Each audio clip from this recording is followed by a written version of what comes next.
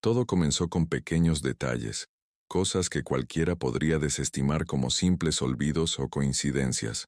A mis 68 años, estoy perfectamente consciente de que la memoria puede fallar ocasionalmente. Cuando no encontraba mis llaves, cuando mi taza de café aparecía en lugares donde no recordaba haberla dejado, incluso cuando faltaban páginas en mi agenda. Al principio lo atribuí a distracciones propias de la edad, pero no soy un viejo senil, por más que algunos quisieran creerlo. Durante 40 años trabajé como secretario judicial en los tribunales de Córdoba, y si algo me enseñó mi carrera, fue a prestar atención a los patrones, a las inconsistencias, a esos pequeños detalles que otros pasan por alto. Mi nombre es Ernesto Morales. Enviudé hace 5 años cuando mi querida Elena perdió su batalla contra el cáncer. Desde entonces he vivido solo en la casa que compramos juntos cuando éramos jóvenes, una propiedad de 3 hectáreas en las afueras de la ciudad, con una casa principal de estilo colonial y un olivar que Elena cuidaba como si cada árbol fuera un hijo más. La tierra ha multiplicado su valor con los años, especialmente después de que construyeran la nueva autopista que dejó mi propiedad a solo 20 minutos del centro. Tengo 3 hijos: Marcela, la mayor, que administra una inmobiliaria exitosa; Gabriel, el del medio, que emigró a España hace 15 años y apenas lo vemos; y Lucía, la menor, profesora universitaria que vive en Buenos Aires. Desde la muerte de Elena, Marcela había asumido el papel de cuidadora, visitándome varias veces por semana, organizando mis citas médicas, supervisando a María, la mujer que viene a limpiar y cocinar 3 veces por semana. Al principio agradecí su atención. El primer año después de perder a Elena fue el más difícil de mi vida. 52 años juntos, desde que éramos prácticamente adolescentes. No es fácil aprender a vivir solo después de compartir toda una vida con alguien. Pero poco a poco encontré mi rutina. Retomé la lectura, cuidaba el olivar como homenaje a Elena, y comencé a escribir mis memorias. Nada extraordinario, solo recuerdos para mis nietos, historias de un tiempo que ellos nunca conocerían. Fue justamente mientras organizaba esos recuerdos cuando noté las primeras señales, páginas que desaparecían de mi escritorio, documentos importantes que no encontraba donde siempre los guardaba, mi pasaporte, que siempre mantenía en el cajón superior de mi escritorio, inexplicablemente guardado en un viejo álbum de fotos. Pequeñas cosas, insignificantes por separado pero inquietantes en conjunto. Una mañana de abril, mientras desayunaba en la galería trasera, observando el olivar cubierto por la neblina que suele formarse en esa época del año, Marcela llegó sin avisar. No era extraño que apareciera así, pero había algo diferente en su actitud. Estaba nerviosa, miraba constantemente su teléfono, y traía consigo a un hombre que no conocía. «Papá, te presento al doctor Riveros», dijo con una sonrisa que no llegaba a sus ojos. «Es un geriatra excelente que trabaja con varios de mis clientes. Le comenté que últimamente has estado un poco despistado, y se ofreció a hacerte una evaluación informal». El hombre, de unos 50 años, con lentes de montura metálica y un maletín de cuero que parecía costoso, me extendió la mano. Su apretón fue firme pero breve, como si temiera contagiarse de algo. «Es un placer conocerlo, señor Morales», dijo con un tono profesional, casi ensayado. Su hija está preocupada por algunos cambios que ha notado en su comportamiento. Nada grave, seguramente, pero a nuestra edad es mejor prevenir, ¿no le parece? Aquel a nuestra edad, intentando crear una falsa complicidad, me pareció condescendiente. El hombre era al menos 15 años menor que yo. «No sabía que necesitaba una evaluación», respondí, manteniendo un tono neutro mientras observaba cuidadosamente sus reacciones. «Me siento perfectamente bien». Por supuesto», se apresuró a decir el supuesto doctor. «Es solo una conversación informal. Marcela mencionó que has tenido algunos episodios de confusión, objetos perdidos, cambios de humor». Miré a mi hija, que evitaba mi mirada, concentrándose en servir café para el visitante. «No recuerdo haberte mencionado ningún cambio de humor», dije. «Y en cuanto a los objetos perdidos, todos olvidamos cosas ocasionalmente».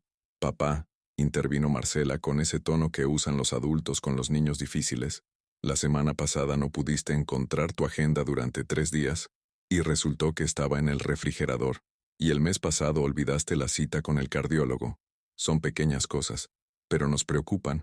Yo no recordaba haber puesto mi agenda en el refrigerador. De hecho, estaba seguro de que había estado buscándola en mi estudio cuando Marcela apareció diciendo que la había encontrado allí. Y en cuanto a la cita con el cardiólogo, había sido reprogramada por el propio médico, algo que le había dicho a Marcela. Durante la siguiente hora, el doctor Riveros me hizo preguntas sobre mi rutina diaria, mis hábitos de sueño, mi alimentación. Preguntó si tenía problemas para recordar nombres o fechas importantes, si me sentía desorientado a veces, si había notado cambios en mi capacidad para realizar tareas cotidianas. Las preguntas parecían estándar, pero había algo en su manera de tomar notas, en cómo intercambiaba miradas con Marcela que me puso en alerta. Al finalizar, el doctor guardó su libreta y adoptó una expresión grave. Señor Morales, por lo que he podido observar, hay algunos signos preocupantes que sugieren un deterioro cognitivo inicial. Nada catastrófico aún, pero sí lo suficiente como para recomendar una evaluación más exhaustiva en un entorno especializado. ¿Un entorno especializado? Pregunté aunque ya sospechaba a dónde quería llegar.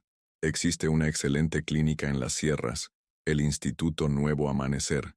Se especializan en evaluaciones geriátricas integrales. Una estancia de 3 semanas les permitiría hacer un diagnóstico completo y establecer un plan de tratamiento adecuado. Marcela intervino inmediatamente. Ya he averiguado, papá. Es un lugar precioso, como un hotel de lujo pero con atención médica. Tienes cobertura completa con tu seguro de retiro. Podrías verlo como unas vacaciones. Unas vacaciones donde me someterían a pruebas para demostrar que estoy perdiendo la cabeza. Respondí con una calma que no sentía. Creo que paso. Vi la mirada que intercambiaron. Decepción, frustración y algo más que no supe identificar en ese momento. Papá, es por tu bien, insistió Marcela. Solo unas semanas de observación. Si todo está bien, volverás a casa y nos habremos quitado esta preocupación. Agradezco la preocupación, pero me siento perfectamente bien. Si quieren, puedo ver a mi médico de siempre, el doctor Méndez, que me conoce desde hace 20 años. El doctor Riveros frunció el ceño ligeramente. Con todo respeto, señor Morales, un médico general no está capacitado para evaluar adecuadamente problemas cognitivos específicos de la edad. Necesita un especialista y un entorno controlado. Lo pensaré, dije finalmente, más para terminar la conversación que porque realmente lo considerara.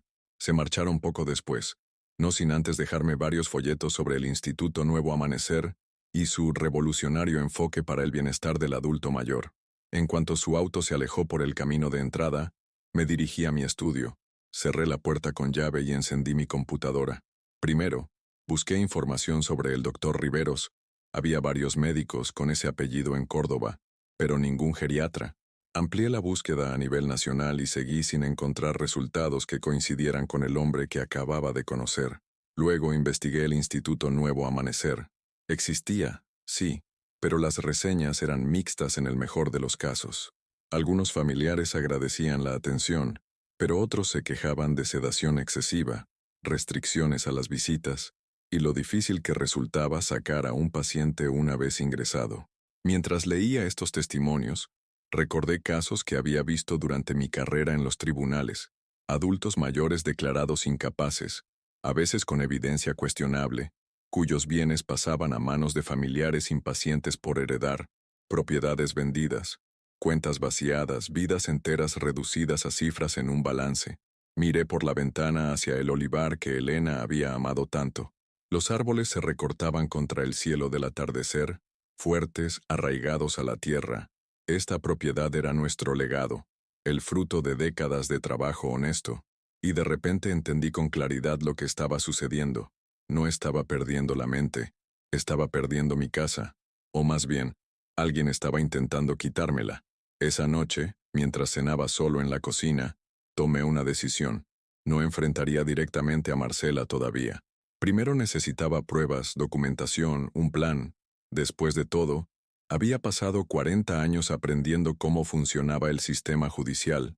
Era hora de poner ese conocimiento a trabajar en mi propio caso.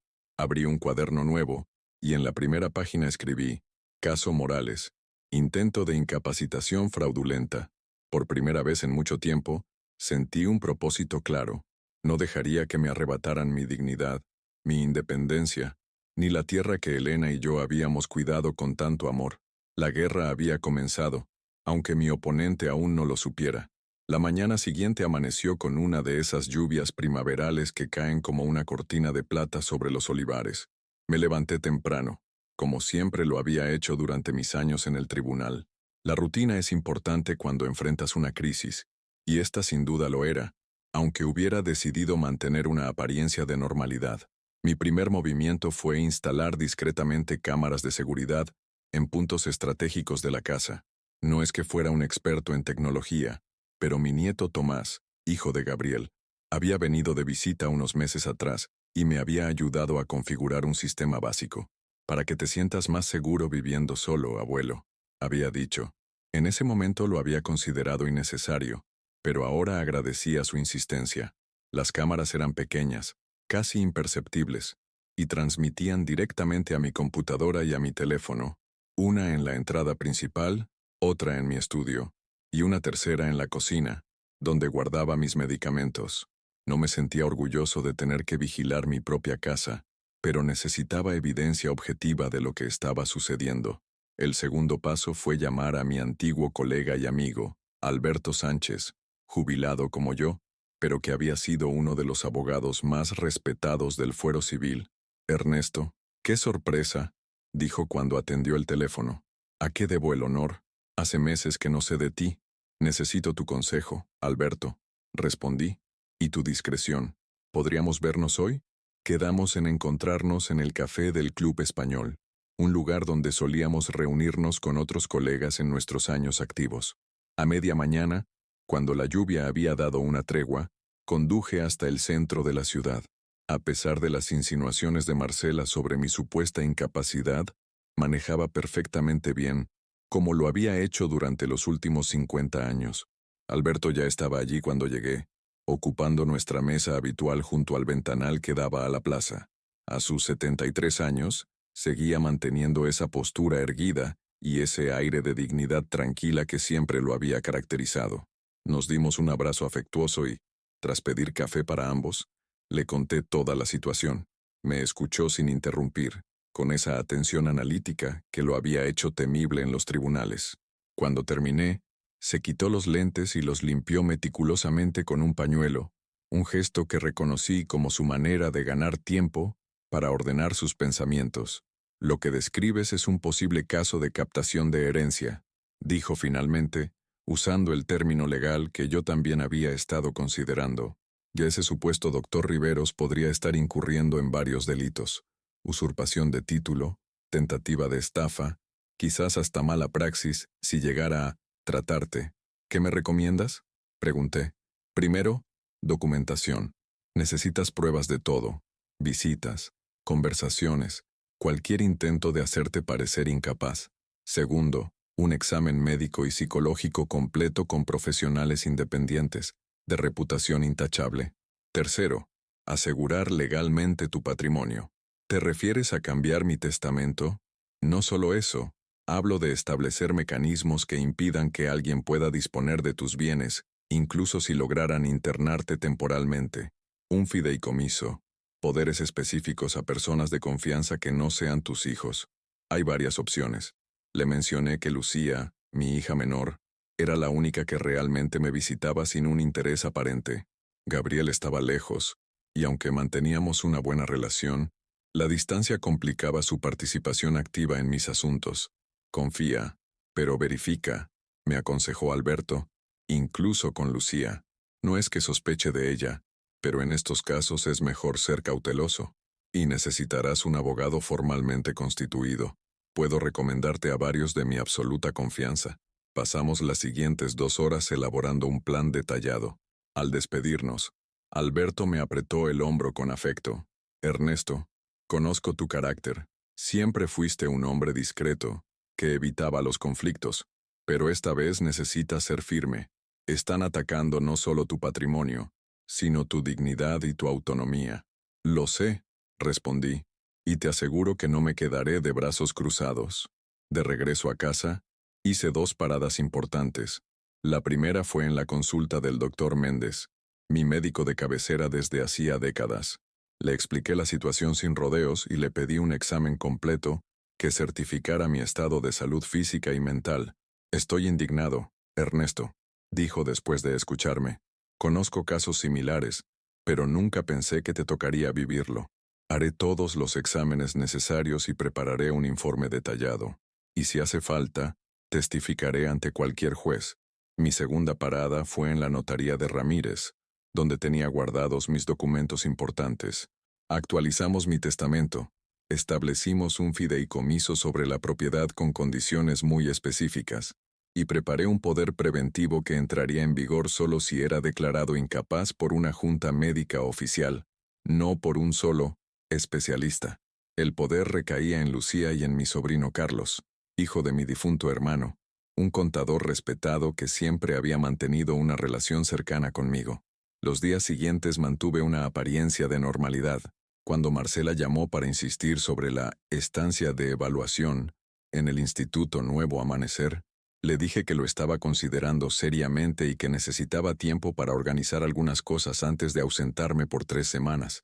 Me alegra que estés siendo razonable, papá, dijo con un tono de alivio que ahora me sonaba falso. Es lo mejor para todos. Por supuesto, respondí, preguntándome qué diría si supiera lo que realmente estaba haciendo. Mientras tanto, las cámaras empezaron a captar evidencia interesante. Un martes, mientras supuestamente estaba en el club de ajedrez donde jugaba semanalmente, Marcela entró en la casa usando su llave. La cámara del estudio la registró revisando meticulosamente mis documentos, tomando fotografías de algunos con su teléfono, y lo más alarmante, cambiando de lugar objetos importantes, como mi agenda y mi caja de medicamentos. Otra vez, encontré a María, la empleada doméstica, hablando por teléfono en la cocina cuando creía que estaba solo en el jardín. Sí, señora Marcela, como usted dijo. Sí, hoy olvidó tomar la pastilla de la presión. Se lo recordé, pero me dijo que ya la había tomado. No, no parece confundido, solo distraído a veces. Sí, le avisaré cualquier cosa. Así que María también estaba involucrada, informando a mi hija sobre mis supuestos olvidos y confusiones. La confirmación definitiva llegó 2 semanas después de la visita del falso doctor. Estaba revisando mi correo electrónico cuando encontré un mensaje de una dirección desconocida. Era una cadena de correos reenviados por error, donde se mencionaba mi nombre. Al leer el contenido, sentí una mezcla de dolor e indignación. El remitente original era Marcela, escribiendo a un tal Ricardo Bermúdez, descrito en su firma electrónica como asesor inmobiliario senior. Respecto a la propiedad de Camino Las Sierras, la situación avanza según lo planeado. El dueño actual, mi padre, está mostrando signos de deterioro cognitivo que facilitarán el proceso. Tengo un médico cooperando que puede proporcionar la evaluación necesaria. En cuanto consigamos la declaración de incapacidad y la tutela legal, podremos proceder con la venta. Considerando el desarrollo urbanístico proyectado para la zona, estimo que podríamos obtener al menos el doble de la tasación actual. Te mantendré informado. Saludos, Marcela Morales. La respuesta de Bermúdez era igualmente reveladora. Excelentes noticias, Marcela. Los inversionistas están muy interesados y dispuestos a mejorar su oferta. Una vez que tengas la tutela, podríamos cerrar rápidamente.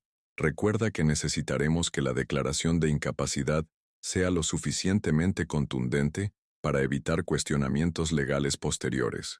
¿Tu hermano y hermana están al tanto? No queremos sorpresas de último momento. La respuesta de Marcela: Gabriel vive en España y apenas se comunica. Le he dicho que papá está empeorando y que probablemente necesite internación, pero no entraré en detalles hasta que sea necesario. Lucía es más complicada. Es muy cercana a papá, pero intentaré convencerla de que es lo mejor para él. En última instancia, como tutora legal, tendré la última palabra. Imprimí estos correos y los guardé en lugar seguro. Eran la prueba definitiva de la conspiración. Marcela no solo quería internarme usando un médico falso. Su objetivo final era vender la propiedad para un desarrollo inmobiliario, aprovechándose de su posición como agente inmobiliaria y de sus contactos en el sector. Esa noche, mientras contemplaba el olivar desde mi ventana, pensé en Elena y en lo que ella habría hecho en mi situación. Elena siempre había sido la más directa de los dos, la que enfrentaba los problemas sin rodeos. Cuando alguien te muestra quién es realmente, créele la primera vez, solía decir. Marcela me había mostrado quién era realmente. Una parte de mí quería confrontarla inmediatamente, dejar salir toda la decepción y el dolor que sentía. Pero otra parte, la del viejo funcionario judicial que había visto cómo los casos más sólidos podían desmoronarse por actuar precipitadamente, me aconsejaba paciencia. Mi plan ya estaba en marcha. Los documentos legales estaban actualizados y protegidos. Las pruebas se acumulaban día a día. Los exámenes médicos confirmaban que estaba en pleno uso de mis facultades. Ahora necesitaba dar el siguiente paso, entender completamente quién era este falso doctor Riveros y qué conexión tenía con el Instituto Nuevo Amanecer. Porque si mis sospechas eran correctas, no era la primera vez que participaba en un esquema como este, y probablemente tampoco sería la última. Con esta determinación, apagué las luces y me fui a dormir. La lucha apenas comenzaba, pero por primera vez desde que empezó esta pesadilla, sentí que tenía una oportunidad real de ganar. La investigación sobre el falso doctor Riveros resultó ser más fructífera de lo que esperaba. Con la ayuda de Carlos, mi sobrino, quien además de contador tenía contactos en diversos ámbitos profesionales, pudimos establecer su verdadera identidad. Ramiro Vega, un ex empleado administrativo de una clínica psiquiátrica que había sido despedido 3 años atrás por irregularidades en el manejo de historias clínicas. No tenía formación médica más allá de un curso técnico en enfermería que nunca había completado. Es increíble lo que puede hacer un maletín caro y una actitud segura, comentó Carlos mientras revisábamos la información en mi estudio. Este tipo ha estado involucrado en al menos 2 casos similares en los últimos años, aunque nunca se presentaron cargos formales.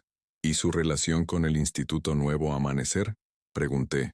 No trabaja allí oficialmente, explicó Carlos, pero hay conexiones.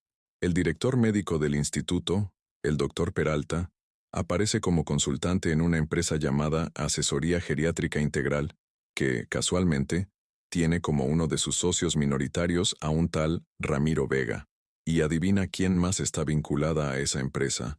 La inmobiliaria de Marcela ha gestionado la venta de al menos 3 propiedades, cuyos dueños terminaron internados en el instituto durante el último año. Esta información confirmaba mis peores sospechas. No se trataba de un incidente aislado, sino de un esquema organizado.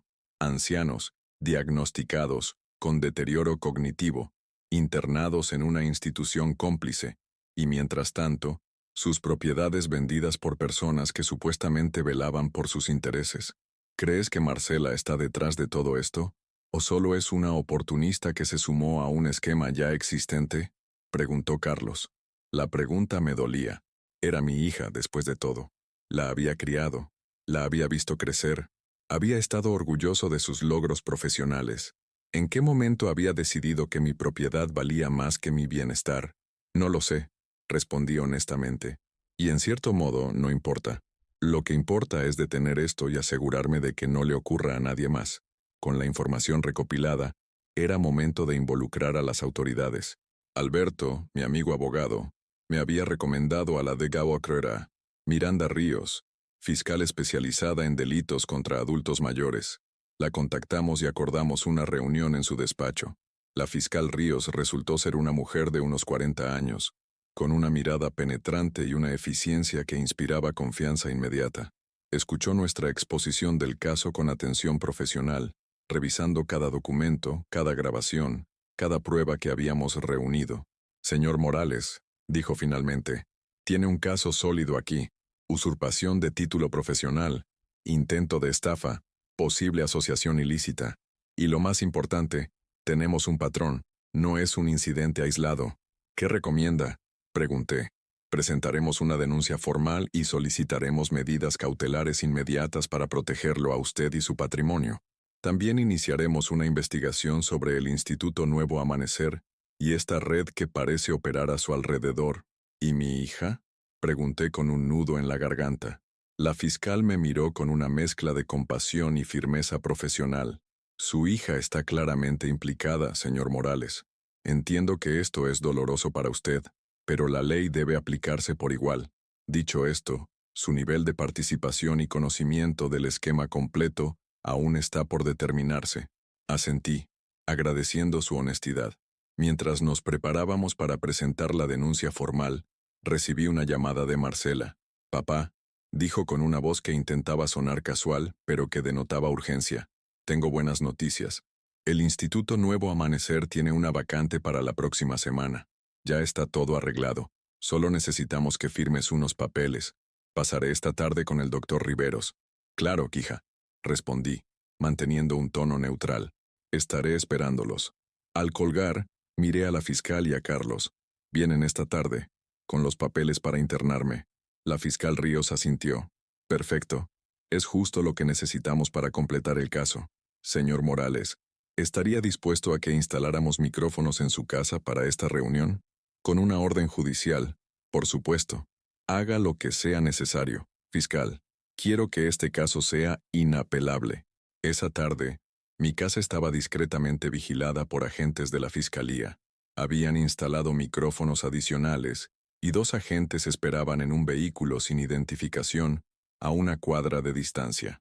Carlos estaba conmigo, supuestamente de visita casual. Marcela llegó puntualmente a las 5, acompañada por el falso doctor Riveros, y para mi sorpresa, por Ricardo Bermúdez, el asesor inmobiliario, mencionado en los correos. «Ah, papá», dijo Marcela con una sonrisa forzada, «ya conoces al doctor Riveros, y él es Ricardo, un colega de la inmobiliaria que casualmente tiene un familiar en el instituto y nos ha ayudado con todos los trámites.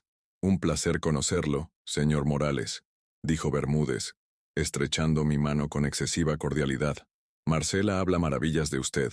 «Estoy seguro», respondí secamente. «Pasen, por favor. Carlos está de visita. Espero que no les importe». Vi un destello de preocupación en los ojos de Marcela al ver a Carlos, pero lo disimuló rápidamente. «Por supuesto que no. Qué gusto verte, primo». Nos sentamos en la sala. María, la empleada, sirvió café y luego se retiró, no sin antes lanzarme una mirada culpable. Ella también sabía lo que estaba ocurriendo. «Bueno, papá», comenzó Marcela, sacando una carpeta de su maletín. «Como te comenté, hemos conseguido una plaza en el instituto para la próxima semana. Es una oportunidad excelente, ya que normalmente hay lista de espera de varios meses. ¡Qué suerte la mía!», comenté con ironía que pasó desapercibida para ellos. «El doctor Riveros ha preparado todos los informes médicos necesarios», continuó. «Solo necesitamos tu firma en estos documentos: la solicitud de ingreso, la autorización para tratamiento y este poder temporal para que yo pueda manejar tus asuntos mientras estés internado». Tomé los documentos y los revisé lentamente. El informe médico, firmado por el supuesto doctor Riveros, detallaba síntomas que yo nunca había presentado: desorientación temporal frecuente, episodios de agresividad, alucinaciones ocasionales, incapacidad para el autocuidado. El poder que querían que firmara no era temporal en absoluto. Otorgaba a Marcela control total sobre mis bienes y decisiones médicas por tiempo indefinido, con capacidad para vender propiedades sin restricciones. «Todo parece estar en orden», dije, manteniendo la calma. «Pero antes de firmar, me gustaría hacer algunas preguntas al doctor Riveros, simple curiosidad profesional, después de tantos años trabajando en tribunales». «Por supuesto», respondió el falso médico con una confianza que pronto se evaporaría. «Doctor, ¿podría explicarme cuál es la diferencia diagnóstica entre un deterioro cognitivo leve y una demencia tipo Alzheimer en fase inicial? Los síntomas pueden ser similares, tengo entendido». Vi un destello de pánico en sus ojos. Balbuceó una respuesta vaga sobre patrones de comportamiento y marcadores neurológicos, sin concretar nada. «Interesante», continué. «Y en su opinión profesional, ¿qué valor predictivo tienen los tests neuropsicológicos estándar como el Mini-Mental o el test del reloj para estos casos?» Más balbuceos, más generalidades. Carlos observaba la escena con una mezcla de asombro y admiración. «Una última pregunta, doctor», dije, inclinándome hacia adelante. «¿En qué universidad obtuvo su especialización en geriatría? Me interesa porque mi sobrino Carlos está considerando esa rama de la medicina». El falso doctor palideció visiblemente. Marcela intervino rápidamente. «Papá», No creo que este sea el momento para una entrevista profesional. Lo importante ahora es completar estos trámites para que puedas recibir la atención que necesitas. ¿La atención que necesito? Repetí, abandonando finalmente mi fachada de cooperación. ¿O la que tú necesitas para vender mi propiedad a los inversionistas con los que has estado negociando? El silencio que siguió fue absoluto. Marcela me miró boquiabierta, mientras Bermúdez se removía incómodo en su asiento. No sé de qué estás hablando, intentó Marcela. Creo que lo sabes perfectamente. Respondí, sacando una carpeta que había preparado. Aquí tengo los correos electrónicos que intercambiaste con el señor Bermúdez sobre la venta de mi propiedad una vez que consiguieras mi declaración de incapacidad. También tengo grabaciones de tus visitas a mi casa cuando creías que no estaba, moviendo objetos del lugar para hacerme creer que los olvidaba. Y, por supuesto, tengo la confirmación de que el doctor Riveros es en realidad Ramiro Vega, un ex empleado administrativo sin formación médica. La cara de Vega se transformó por completo. Ya no era el médico seguro y condescendiente, sino un hombre asustado viendo cómo su estafa se desmoronaba. Esto es un malentendido, intervino Bermúdez, intentando controlar la situación. Señor Morales, su hija solo quiere lo mejor para usted. Quizás hemos sido un poco impetuosos en los procedimientos, pero las intenciones son buenas. ¿Buenas intenciones? Respondí con una calma que contrastaba con la tormenta interior que sentía. ¿Llama buenas intenciones a intentar internarme usando un médico falso para apropiarse de mi propiedad? ¿A manipular mi entorno para hacerme creer que estoy perdiendo la memoria? Me giré hacia Marcela, cuyo rostro mostraba una mezcla de pánico y vergüenza. Lo que más me duele, Marcela, no es el intento de estafa, es que estuvieras dispuesta a destruir mi dignidad, mi autonomía, mi vida, por dinero. La propiedad que tu madre y yo construimos con tanto esfuerzo durante décadas. En ese momento, como si hubiera estado esperando su señal, la fiscal Ríos entró en la sala acompañada por 2 agentes policiales, Ramiro Vega, Ricardo Bermúdez, Marcela Morales, anunció con voz clara y profesional. Quedan detenidos por los delitos de usurpación de título profesional, intento de estafa agravada y asociación ilícita. Tienen derecho a guardar silencio. La expresión de absoluta incredulidad en el rostro de Marcela, mientras le leían sus derechos, es algo que nunca olvidaré. No hubo gritos ni resistencia, solo un silencio aturdido, mientras los 3 eran escoltados fuera de mi casa. Cuando todos se marcharon, Carlos puso una mano sobre mi hombro. ¿Estás bien, tío? No, respondí honestamente, pero lo estaré. Esa noche, solo en mi habitación, lloré por primera vez desde la muerte de Elena. Lloré por la traición, por la pérdida de la imagen que tenía de mi hija, por la forma en que la codicia podía corromper los lazos más sagrados. Pero también sentí una extraña sensación de fortaleza renovada. Había enfrentado uno de los peores escenarios posibles, y había salido victorioso. No era el anciano indefenso que Marcela creía que podía manipular. En los días siguientes, la investigación se amplió. El Instituto Nuevo Amanecer fue intervenido por las autoridades sanitarias, que encontraron numerosas irregularidades, desde medicación injustificada hasta condiciones de internación cuestionables. Varios familiares de adultos mayores internados allí comenzaron a presentar denuncias similares a la mía. Gabriel regresó urgentemente de España cuando se enteró de lo ocurrido. Su horror ante las acciones de Marcela era genuino, y me pidió perdón por no haber estado más presente. No tenías forma de saberlo, le dije durante una larga conversación en el olivar. Y no es tu responsabilidad cuidarme. Soy perfectamente capaz de hacerlo solo, como has podido comprobar. Lucía, quien también había regresado de Buenos Aires, estaba devastada por las acciones de su hermana mayor. Me sabía que Marcela siempre fue la más ambiciosa de nosotros, me dijo una tarde, mientras preparábamos la cena juntos, pero jamás imaginé que llegaría a esto. ¿Cómo pudo, papá? ¿Cómo pudo hacerte esto a ti, que siempre fuiste un padre ejemplar? No tenía respuesta para esa pregunta. Quizás nunca la tendría. El proceso judicial avanzaba con la meticulosidad característica del sistema legal argentino, lento pero inexorable. Mientras tanto, yo tenía que lidiar con las secuelas emocionales de la traición de Marcela y reorganizar mi vida después de la tormenta. Una mañana de junio, Aproximadamente un mes después de las detenciones, recibí una llamada inesperada. Señor Morales, soy Carmen Villalba, del Hogar San Francisco, dijo una voz femenina. Llamo porque tenemos a una residente, Dolores Aguirre, que insiste en hablar con usted. Dice que vio su caso en las noticias y que tiene información importante que compartirle. El nombre no me resultaba familiar, pero acordé visitarla esa misma tarde. El Hogar San Francisco era una residencia para adultos mayores de buena reputación, ubicada en un barrio tranquilo de la ciudad.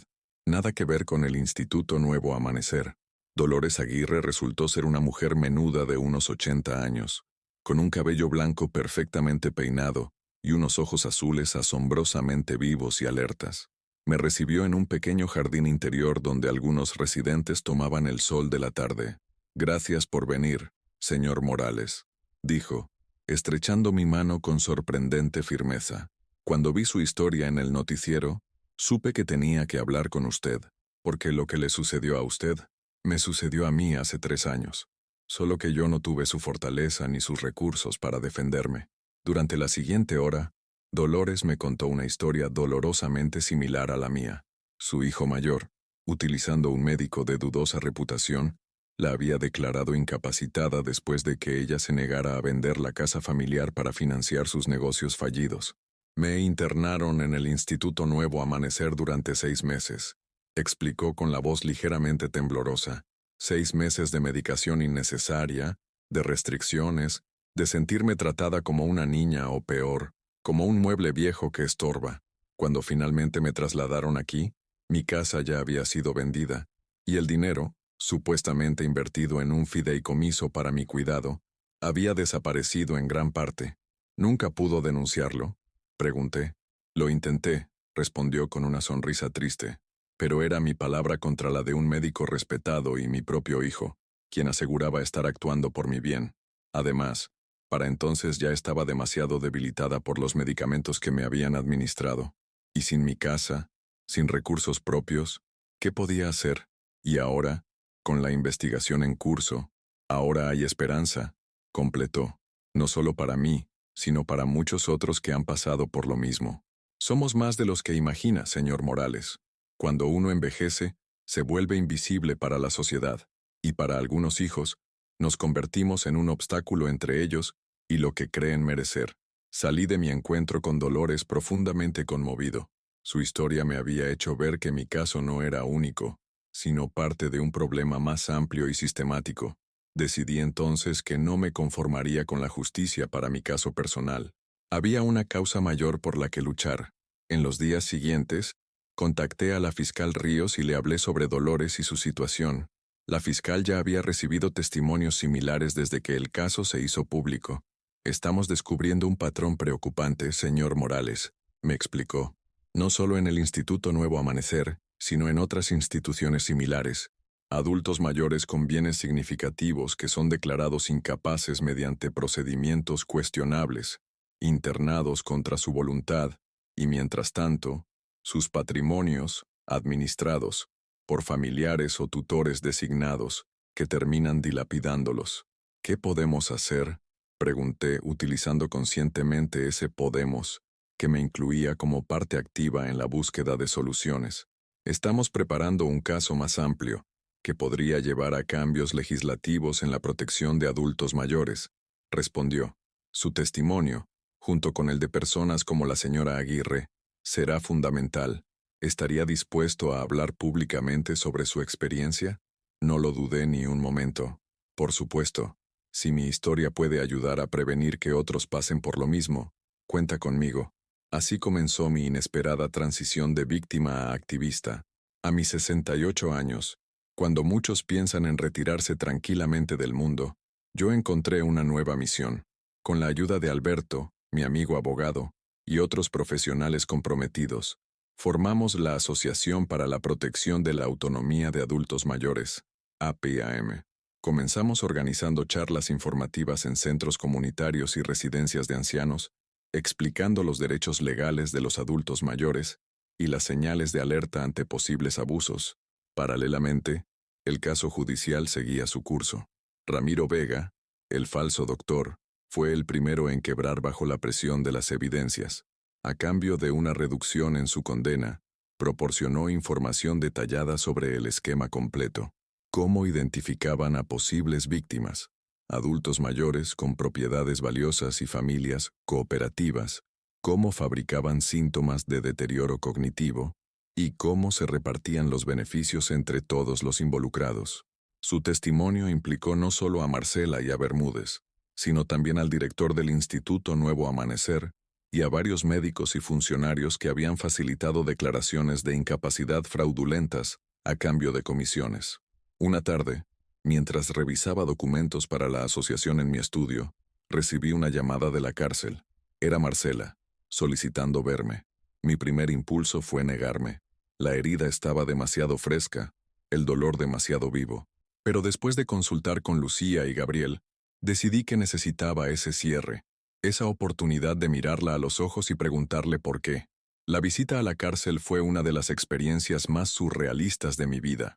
Ver a mi hija mayor, siempre tan elegante y segura, vistiendo el uniforme gris de la prisión, separada de mí por un cristal, fue como entrar en una pesadilla. «Gracias por venir, papá», dijo con voz apagada, tan diferente de su tono habitual de confianza.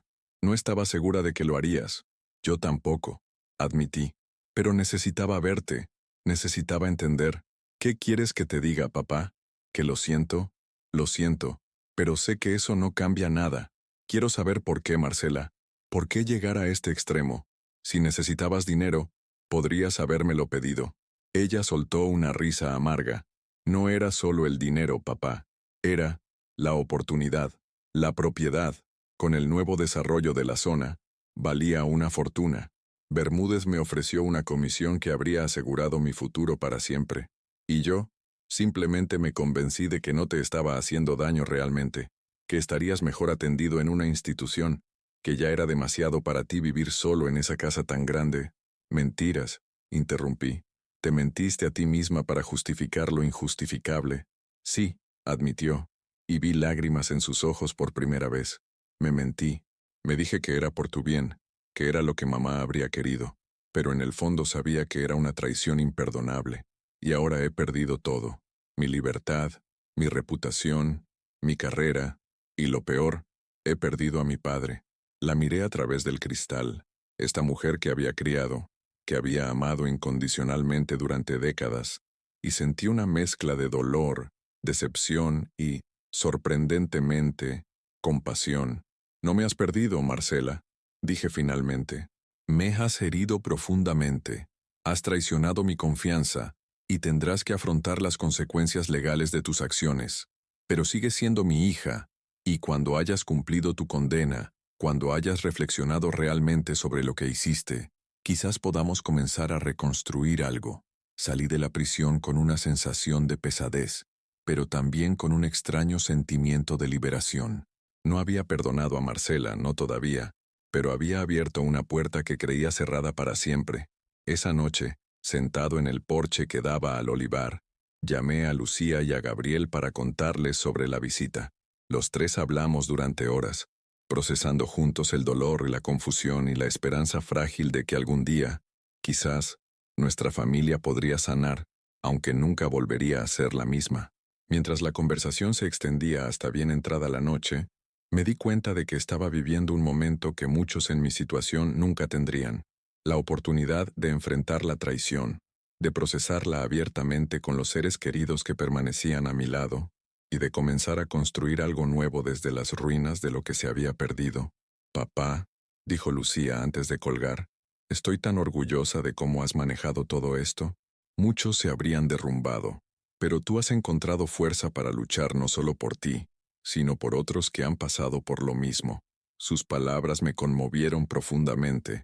A pesar del dolor, había encontrado un propósito que daba sentido a esta experiencia traumática, y aunque no podía cambiar el pasado, podía usar lo aprendido para ayudar a cambiar el futuro de otros adultos mayores vulnerables ante estos abusos. Con esa convicción renovada, me fui a dormir, sabiendo que el camino hacia la justicia completa sería largo, pero decidido a recorrerlo hasta el final. El invierno cordobés trajo consigo vientos fríos que sacudían los olivos, y mañanas de escarcha que plateaban el jardín. Para mí, esa temporada marcó un punto de inflexión en la batalla legal que se había vuelto el centro de mi vida. El juicio contra Marcela, Bermúdez y los demás implicados avanzaba con la deliberada lentitud del sistema judicial, pero otros aspectos de mi lucha cobraban impulso. La Asociación para la Protección de la Autonomía de Adultos Mayores había crecido más allá de nuestras expectativas iniciales. Lo que comenzó como un pequeño grupo de personas afectadas y profesionales comprometidos se había convertido en un movimiento con repercusión nacional. Un martes de julio recibí una llamada que cambiaría el rumbo de nuestros esfuerzos. Era la asistente de un senador provincial, invitándome a participar en una audiencia pública sobre protección legal de adultos mayores y prevención del abuso patrimonial. Nuestra asociación y mi caso particular habían captado la atención de legisladores preocupados por los vacíos legales que permitían estos abusos. «Es una oportunidad única, papá», me dijo Lucía cuando le conté sobre la invitación. «Podrás hablar directamente con quienes tienen el poder de cambiar las leyes». La audiencia estaba programada para 3 semanas después. Durante ese tiempo, me dediqué a preparar mi testimonio con la ayuda de Alberto y la fiscal Ríos. No quería limitarme a contar mi historia personal. Quería presentar propuestas concretas basadas en la experiencia colectiva de todos los afectados que habíamos conocido a través de la asociación. El día de la audiencia amaneció despejado y frío. Gabriel había volado desde España para acompañarme, un gesto que aprecié profundamente. Mientras nos dirigíamos al edificio de la legislatura provincial, sentí una mezcla de nerviosismo y determinación. La sala estaba llena de legisladores, periodistas, representantes de asociaciones de jubilados y profesionales del ámbito geriátrico y legal. Vi a Dolores Aguirre en primera fila, junto con otros miembros de nuestra asociación. Su presencia me dio fuerza. Cuando me llamaron al estrado, sentí que no estaba solo. Llevaba conmigo las voces de todos aquellos que habían sido silenciados, que habían perdido su autonomía, su dignidad y sus bienes a manos de quienes debían protegerlos. Mi nombre es Ernesto Morales. Comencé. Tengo 68 años, y hace 6 meses descubrí que mi hija mayor había contratado a un falso médico para declararme incapacitado, con el objetivo de internarme en una institución y vender mi propiedad. Durante los siguientes 30 minutos, relaté mi experiencia con claridad y precisión, sin dramatismos innecesarios pero sin minimizar la gravedad de lo ocurrido. Expliqué cómo había documentado metódicamente cada indicio, cómo había buscado ayuda legal y médica independiente, y cómo finalmente había logrado no solo defenderme sino destapar un esquema que afectaba a muchos otros adultos mayores. Lo que me sucedió a mí, concluí, no es un caso aislado. A través de nuestra asociación, hemos documentado decenas de situaciones similares. La diferencia es que yo tuve los recursos, los conocimientos y el apoyo para defenderme. Muchos otros no tuvieron esa fortuna. Procedí entonces a presentar nuestras propuestas concretas, mayor rigurosidad en los procesos de declaración de incapacidad, exigiendo juntas médicas independientes en lugar de dictámenes individuales, creación de un registro de adultos mayores en situación de vulnerabilidad, auditorías periódicas a instituciones geriátricas y mecanismos de control más estrictos sobre la administración de bienes de personas declaradas incapaces. No estamos pidiendo privilegios, enfaticé. Estamos pidiendo protección para nuestra dignidad, nuestra autonomía y nuestro derecho a decidir sobre nuestras vidas y nuestros bienes, mientras tengamos la capacidad para hacerlo.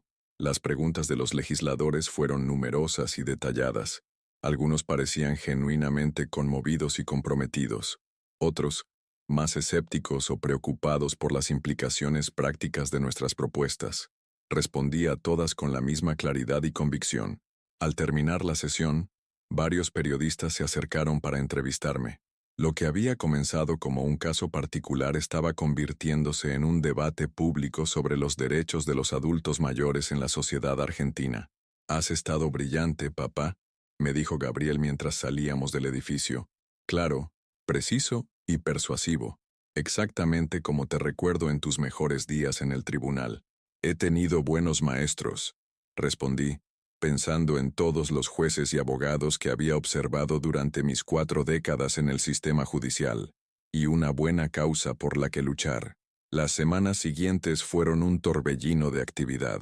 Nuestra asociación recibió un aluvión de llamadas y mensajes, más casos similares, ofrecimientos de ayuda profesional, invitaciones a programas de radio y televisión.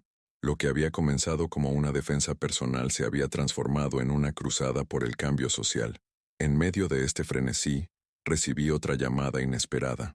Era Carlos, mi sobrino, con noticias importantes sobre el juicio. Tío Ernesto, dijo, con un tono que mezclaba satisfacción y seriedad. El juez acaba de emitir una medida cautelar sobre todos los bienes de los implicados, incluyendo los del Instituto Nuevo Amanecer. Y hay más. Bermúdez está negociando un acuerdo con la Fiscalía. Parece dispuesto a proporcionar información detallada sobre toda la red a cambio de una reducción en su condena. ¿Qué significa esto para Marcela?, pregunté, sintiendo esa punzada de dolor que siempre acompañaba cualquier mención de mi hija. Depende de qué revele Bermúdez y de cuánto coopere ella también, respondió Carlos con honestidad. Pero el caso es sólido, tío. La fiscal Ríos ha hecho un trabajo excepcional y las pruebas son contundentes. Esa noche, sentado en mi estudio repasando los acontecimientos de los últimos meses, me encontré reflexionando sobre el extraño giro que había tomado mi vida. A una edad en que muchos de mis contemporáneos disfrutaban de una jubilación tranquila, yo me había convertido en el rostro de una lucha por los derechos de los adultos mayores. El dolor de la traición seguía allí, una herida que quizás nunca sanaría completamente, pero había encontrado un propósito que trascendía mi experiencia personal. La semana siguiente trajo un desarrollo inesperado. Recibí una llamada de Luján Pereira, una periodista de investigación que había estado siguiendo el caso. Señor Morales, dijo con un tono de urgencia, he estado investigando el Instituto Nuevo Amanecer y he descubierto algo que creo que debería saber. ¿Podríamos reunirnos? Acordamos vernos esa misma tarde en un café discreto del centro. Luján resultó ser una mujer joven, pero con la intensidad de alguien que lleva años persiguiendo la verdad en los rincones más oscuros de la sociedad. He conseguido acceso a registros financieros del instituto y a comunicaciones internas, me explicó después de asegurarse de que nadie nos escuchaba. Lo que descubrí va más allá de lo que imaginábamos. No se trata solo de casos aislados de captación de herencias.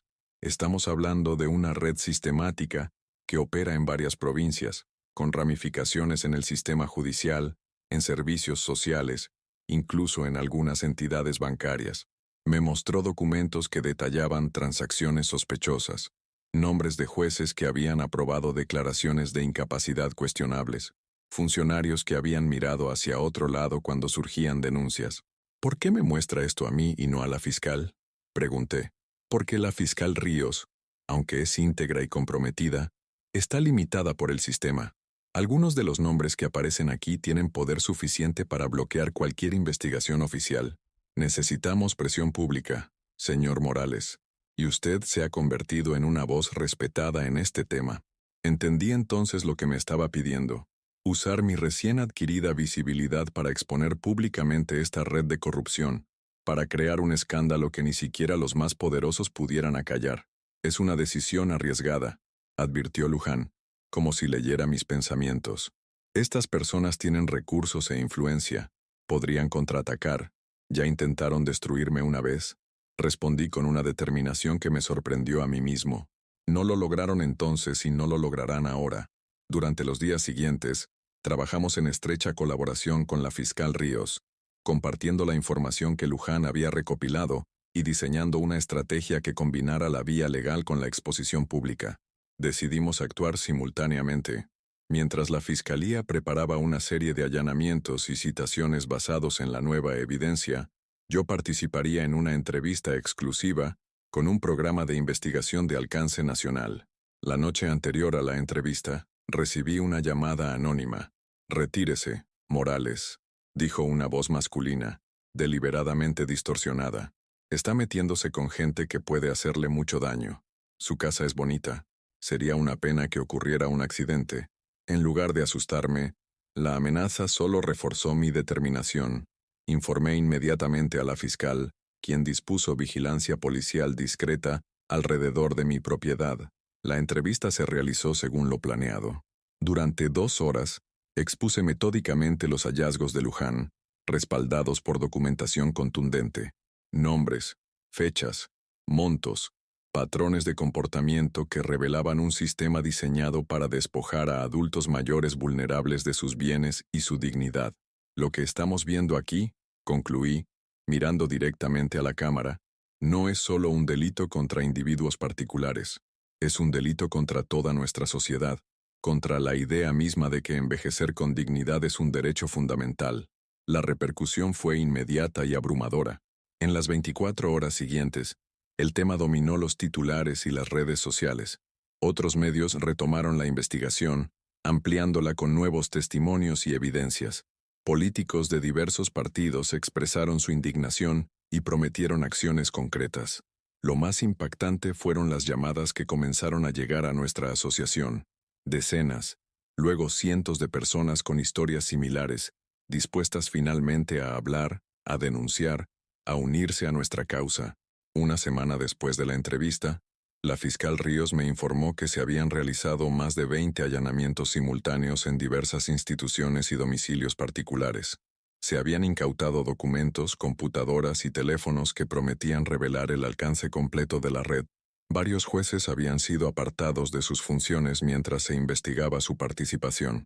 El director del Instituto Nuevo Amanecer y 2 de sus médicos principales estaban detenidos. Es solo el comienzo, me advirtió la fiscal.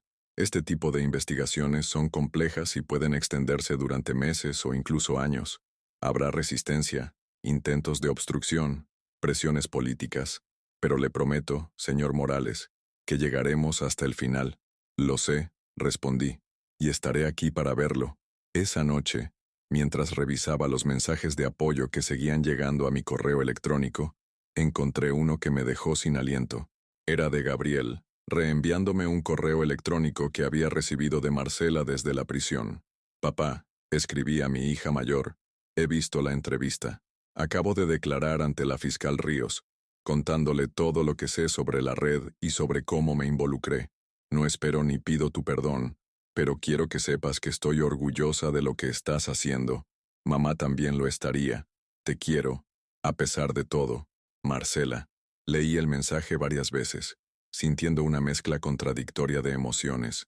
Dolor, nostalgia, un atisbo de esperanza. No respondí inmediatamente. Algunas heridas necesitan tiempo, y la relación con Marcela, si alguna vez se reconstruía, requeriría mucho más que un intercambio de mensajes. Los días siguientes trajeron más novedades. La investigación se expandía como una mancha de tinta, revelando conexiones inesperadas y arrastrando a la superficie nombres que nunca habríamos imaginado. La opinión pública estaba completamente de nuestro lado, y los políticos, sintiendo el cambio en el viento, comenzaron a proponer reformas legislativas. Un jueves por la tarde, mientras trabajaba en mi estudio preparando documentación para la asociación, recibí la visita de un hombre al que no esperaba ver, Ricardo Bermúdez, el socio inmobiliario de Marcela, quien había sido liberado bajo fianza mientras cooperaba con la investigación. Señor Morales, dijo cuando María lo hizo pasar, sé que soy probablemente la última persona que desea ver, pero necesito hablar con usted. Lo observé con cautela. Había perdido peso en prisión, y su rostro mostraba líneas de tensión que no había notado antes. Ya no era el empresario seguro y encantador que había entrado en mi casa meses atrás, sino un hombre visiblemente abatido. Siéntese, le indiqué, señalando una silla frente a mi escritorio. ¿De qué quiere hablar? Vengo a pedirle disculpas, comenzó, con la mirada fija en sus manos entrelazadas. Sé que no significa mucho a estas alturas, pero quiero que sepa que lamento profundamente mi participación en todo esto. ¿Lamenta haber sido descubierto o haber intentado destruir mi vida? Pregunté con una frialdad que no intenté disimular. Ambas cosas, respondió con sorprendente honestidad. Al principio, cuando me detuvieron, solo lamentaba haber sido atrapado. Pero estos meses, he tenido mucho tiempo para pensar, para ver realmente lo que estábamos haciendo. Procedió a contarme cómo se había involucrado inicialmente en el esquema. Un simple agente inmobiliario que un día recibió una propuesta tentadora para gestionar la venta de propiedades especiales, con comisiones mucho más altas de lo habitual. Al principio me dije que solo era el intermediario, que no estaba haciendo nada ilegal directamente, pero con el tiempo, vi lo que pasaba con esas personas, con familias como la suya, y seguí adelante de todos modos. ¿Por qué me cuenta todo esto? Pregunté. La fiscal ya tiene su declaración, porque usted merece escucharlo directamente de mí, y porque quiero ayudar más allá de lo que exige mi acuerdo con la fiscalía. Tengo información sobre propiedades que fueron vendidas fraudulentamente, sobre cómo se ocultaron los fondos. Información que podría ayudar a algunas víctimas a recuperar al menos parte de lo que perdieron. Pasamos la siguiente hora revisando documentos que Bermúdez había traído consigo, detalles sobre transacciones, nombres de testaferros, cuentas offshore donde se había canalizado el dinero. Era una mirada al interior de un sistema diseñado para despojar a los más vulnerables con la apariencia de legalidad. ¿Por qué Marcela? Pregunté finalmente. ¿Por qué mi hija se involucró en esto? Bermúdez suspiró profundamente. Comenzó con pequeñas cosas. Una comisión extra por recomendar el instituto a clientes con familiares mayores. Luego, ayudar a vender propiedades de personas ya internadas. Marcela es ambiciosa, y le ofrecieron la oportunidad de ganar más dinero del que podría imaginar. Cuando le propuse incluirlo a usted en el esquema, al principio dudó, pero la persuadí. Le dije que usted estaría bien atendido, que sería como unas vacaciones para usted mientras ella aseguraba su futuro. Sus palabras me dolieron, pero también me ofrecieron una perspectiva que no había considerado. Marcela no había concebido el plan desde el principio. Había sido atraída gradualmente, seducida por la promesa de ganancias fáciles, corrompida paso a paso, hasta llegar al punto de traicionar a su propio padre. No la excusaba, pero al menos me ayudaba a entender. Y en el entendimiento, encontré un pequeño espacio para algo que se parecía al perdón. Cuando Bermúdez se marchó, con la promesa de seguir cooperando con nuestra asociación para identificar más casos y posibles soluciones, me quedé contemplando el olivar a través de la ventana. Los árboles, silenciosos testigos de tantos cambios en mi vida, parecían susurrarme que incluso de las experiencias más dolorosas puede surgir algo valioso. Esa noche, por primera vez desde que comenzó toda esta pesadilla, escribí una carta a Marcela. No contenía un perdón explícito. Era demasiado pronto para eso, pero sí la apertura de una puerta que había estado cerrada, la posibilidad de un diálogo, de un camino hacia la reconciliación, por largo y difícil que fuera. Ha pasado un año desde que destapamos la red de fraude contra adultos mayores, un año de cambios tan profundos que a veces me cuesta reconocer mi propia vida. El caso judicial principal concluyó hace 2 meses con sentencias ejemplares para los principales responsables. El director del Instituto Nuevo Amanecer recibió 12 años de prisión por múltiples delitos, incluyendo administración fraudulenta, privación ilegítima de la libertad y asociación ilícita. Varios médicos, funcionarios y facilitadores recibieron condenas de entre 5 y 8 años. Ramiro Vega, el falso doctor Riveros, cumplirá 4 años en prisión, una sentencia reducida gracias a su cooperación desde el principio. Ricardo Bermúdez recibió 3 años, la mayor parte en suspenso debido a su colaboración decisiva, que permitió recuperar bienes y fondos de muchas víctimas. Y Marcela, mi hija, fue condenada a 2 años de prisión efectiva más 3 de libertad condicional, una sentencia relativamente leve considerando los cargos, que tomó en cuenta su cooperación posterior, su expresión de remordimiento y el hecho de que no tenía antecedentes. La visitó regularmente en prisión. Nuestras conversaciones han sido difíciles, dolorosas a veces, pero también sanadores en cierto modo. No hemos recuperado la relación que teníamos antes. Quizás nunca lo hagamos, pero estamos construyendo algo nuevo, basado en una honestidad que tal vez nunca tuvimos realmente. Lo más difícil, me confesó durante una de esas visitas, es mirar hacia atrás y no reconocerme en la persona que hizo esas cosas. ¿Cómo pude llegar a ese punto, papá? ¿Cómo pude justificarme acciones que sabía, en el fondo, que estaban profundamente mal? No tenía respuestas fáciles para ella.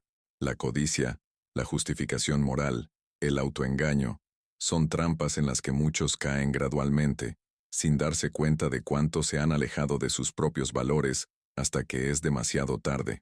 Lucía y Gabriel han sido pilares fundamentales durante todo este proceso.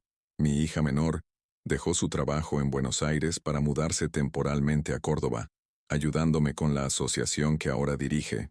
Gabriel viaja desde España cada 2 meses, trayendo a sus hijos para que pasen tiempo con su abuelo y manteniendo vivos los lazos familiares que la crisis amenazó con romper. La Asociación para la Protección de la Autonomía de Adultos Mayores se ha convertido en una organización reconocida nacionalmente. Desde nuestras modestas oficinas en el centro de Córdoba, ofrecemos asesoramiento legal, acompañamiento a víctimas, y trabajamos en estrecha colaboración con legisladores y organismos de control para prevenir nuevos abusos. Una de nuestras mayores victorias llegó hace 3 meses, cuando el Congreso aprobó la Ley Morales, como la bautizó la prensa, aunque su nombre oficial es mucho más largo y técnico. Una legislación integral que refuerza la protección jurídica de los adultos mayores, establece controles estrictos sobre las declaraciones de incapacidad y crea un sistema de vigilancia sobre la administración de bienes de personas vulnerables. Dolores Aguirre, aquella primera víctima que contactó conmigo hace un año, estaba sentada a mi lado en el palco de invitados cuando la ley fue aprobada. Sus ojos azules brillaban con lágrimas de emoción mientras los legisladores votaban uno a uno a favor de la normativa. No recuperará su casa ni los años perdidos en el instituto, pero encontró una forma de dar sentido a su sufrimiento, ayudando a prevenir que otros pasen por lo mismo. A nivel personal, mi vida ha encontrado un nuevo equilibrio. Sigo viviendo en mi casa del Olivar, aunque ya no solo. María, la empleada doméstica que inicialmente cooperó con Marcela, confesó su participación y pidió perdón. Después de mucha reflexión, decidí no despedirla. Todos merecemos una segunda oportunidad, y ella ha demostrado su lealtad durante este año difícil. Además, Tomás, mi nieto mayor, decidió mudarse conmigo mientras completa sus estudios universitarios en Córdoba. Su presencia ha llenado la casa de juventud y nuevas perspectivas. A menudo bromea diciendo que tiene el abuelo más rockstar de la universidad, después de que mi caso se convirtiera en material de estudio en las facultades de Derecho y Trabajo Social. Esta mañana recibí una noticia que llevaba esperando con ansias. Marcela saldrá en libertad condicional la próxima semana. Ha cumplido con todos los requisitos del programa de rehabilitación, ha participado en terapias y talleres, y según los informes, ha mostrado un remordimiento genuino y una comprensión profunda de las consecuencias de sus acciones. Gabriel y Lucía vendrán para estar presentes cuando salga. Hemos acordado que pasará sus primeras semanas en libertad en mi casa. Una decisión que sorprendió a muchos, pero que siento como el paso correcto. No será fácil. Habrá momentos incómodos y conversaciones difíciles, pero es el comienzo del camino hacia la sanación familiar que todos deseamos. Esta tarde, mientras trabajaba en mi estudio revisando casos nuevos que habían llegado a la asociación, encontré un sobre amarillo que no recordaba haber visto antes. Dentro había una carpeta con documentos legales antiguos y una nota manuscrita. Estimado señor Morales, mi nombre es Isabel Gutiérrez. Fui secretaria del juez Mendoza durante más de 30 años, y lo recuerdo bien de su época en los tribunales. Siempre admiré su integridad y profesionalismo. He seguido su caso y su lucha posterior con gran interés. Me recuerda a un expediente de 1985 que adjunto, donde se denunciaron hechos similares pero que fue desestimado por falta de pruebas. Quizás encuentre información útil para su causa. Lamento no haber hablado entonces. El miedo y la complicidad silenciosa permitieron que estas prácticas continuaran durante décadas. Gracias por su valentía al enfrentarlas ahora. Con admiración, Isabel Gutiérrez. Pasé las siguientes horas absorto en el expediente amarillento. Relataba un caso asombrosamente similar al mío. Un anciano adinerado, un médico cuestionable, una internación forzada, propiedades vendidas bajo sospechosas circunstancias, las mismas tácticas, los mismos patrones, casi 40 años atrás, y nombres que conectaban aquel caso con nuestra investigación actual, revelando raíces aún más profundas de lo que habíamos imaginado. Mientras documentaba estas nuevas conexiones para entregarlas a la fiscal Ríos, reflexioné sobre el extraño camino que me había traído hasta aquí. Nunca hubiera elegido pasar por la traición, el dolor y la lucha de estos últimos meses. Pero tampoco puedo negar que, de alguna manera, esta crisis me permitió encontrar un propósito más grande que mí mismo, una causa que trasciende mi experiencia personal. El timbre de la puerta interrumpió mis pensamientos. Era Luján, la periodista de investigación que había contribuido decisivamente a destapar la red completa. «Vengo a despedirme, don Ernesto», dijo mientras tomábamos café en la galería. «Me han ofrecido un puesto en un medio nacional en Buenos Aires. Seguiré la historia desde allí, investigando ramificaciones que van más allá de Córdoba. Te echaremos de menos», respondí con sinceridad. «Sin tu coraje, muchos aspectos de esta trama seguirían ocultos». «Fui sin el suyo. Yo nunca habría tenido esta historia», respondió ella. «¿Sabe? Cuando comencé a investigar el Instituto Nuevo Amanecer, jamás imaginé que llegaríamos tan lejos. Usted transformó lo que podría haber sido solo otro artículo en un verdadero cambio social. Sus palabras me conmovieron, pero también me hicieron reflexionar sobre la naturaleza del cambio. Rara vez ocurre como lo planeamos. A veces surge de nuestros momentos más oscuros, de las crisis que no buscamos pero que, de algún modo, nos encuentran. Esa noche, sentado en el porche contemplando el olivar, pensé en Elena, en cómo habría reaccionado ante todo lo ocurrido, en su indignación ante la traición de Marcela, pero también en su capacidad para perdonar, para reconstruir, para encontrar el camino hacia adelante incluso en las circunstancias más difíciles. «Lo hice, Elena», susurré al viento que mecía suavemente las hojas plateadas de los olivos.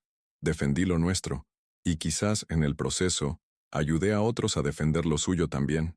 El sonido de un auto aproximándose por el camino de entrada interrumpió mi contemplación. Eran Lucía y Gabriel, llegando antes de lo previsto para preparar la casa para el regreso de Marcela.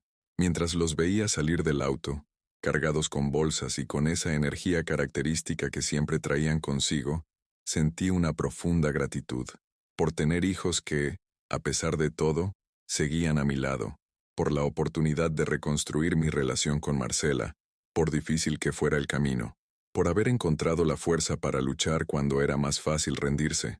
Mi hija trajo a un médico falso para internarme. Sí, pero yo respondí con documentos. Recuperé mi propiedad, y en el proceso, ayudé a cambiar un sistema que permitía abusos similares contra muchos otros. No elegí esta batalla.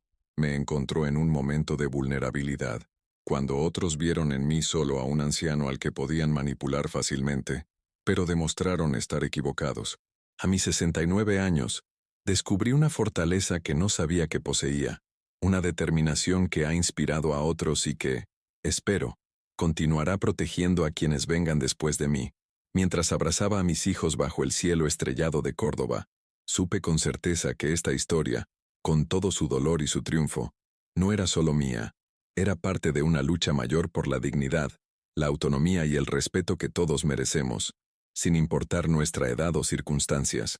Y en esa lucha, había encontrado no solo justicia, sino también un nuevo propósito para los años que me quedaban por vivir.